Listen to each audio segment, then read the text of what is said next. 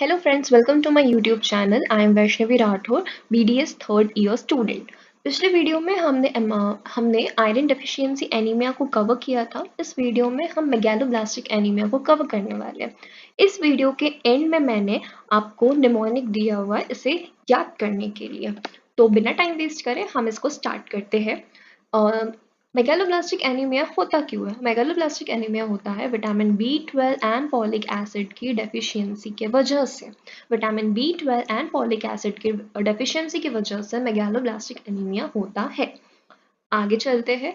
विटामिक acid essential होते हैं DNA को सिंथेसाइज करने के लिए। तो इसकी डेफिशिएंसी से क्या होगा?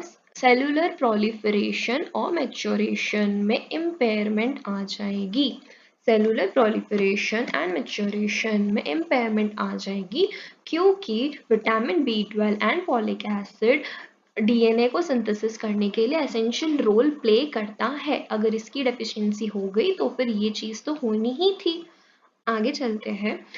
मेगैलोब्लास्टिक एनीमिया का कैरेक्टरिस्टिक फीचर्स क्या है? मैक्रोसाइटिक ब्लड पिक्चर और मेगैलोब्लास्टिक बोन मैरो। मतलब नाम से पता चलता है मेगैलोब्लास्टिक एनीमिया मतलब इसमें आरबीसी का साइज जो है वो बढ़ जाता है। आरबीसी का साइज बढ़ जाता है, इसके लिए ये मेगैलोब्लास्टिक एनीमिया है। आगे चलते हैं। कोबालमाइन। कोबालमाइन इज विटामिन B12।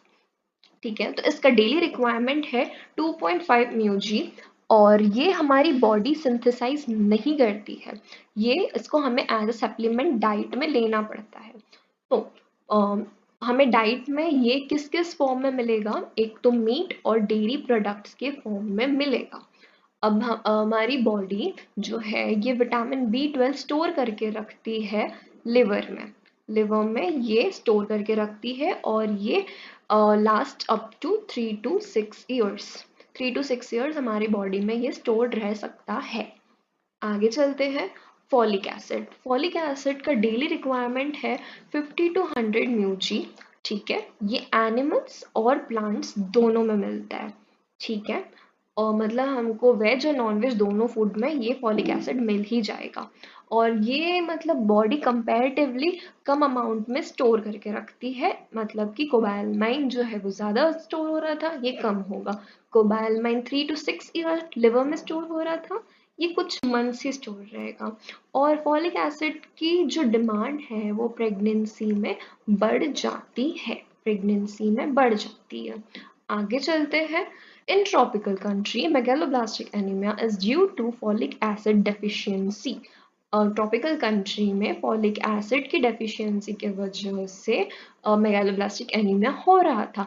क्यों हो रहा था? क्योंकि प्रेगनेंसी में माल न्यूट्रिशन हो रहा था, इसलिए। आगे चलते हैं। क्लिनिकल फीचर्स देख लेते हैं। इसमें माइल्ड जॉन्डिस होगा, स्प्लीन का एनलार्जमेंट हो जाएगा, एनोरेक्सिया हो जाएगा, वेट कम हो जाएगा, डायरिया हो जाएगा, फॉरगेटफुलनेस हो जाएगा, साइकोसिस। लास्ट पॉइंट पे आते हैं हमारे निमोनिक। इस क्लिनिकल फीचर को याद रखने के लिए हम इस निमोनिक को याद रखेंगे। The mnemonic is my sister eat worms daily for pizza. Sister हम रोज वॉर्म खा रही है पिज्जा मिलने के लिए। ठीक है, तो एम से हो जाएगा माइल्ड जॉन्डिस, एस से हो जाएगा स्प्लीनोमेगाली, ए से हो जाएगा एनोरेक्सिया, डब्ल्यू से हो जाएगा वेट लॉस, डी से हो जाएगा डायरिया, एफ से हो जाएगा फॉरगेटफुलनेस और पी से हो जाएगा साइकोसिस।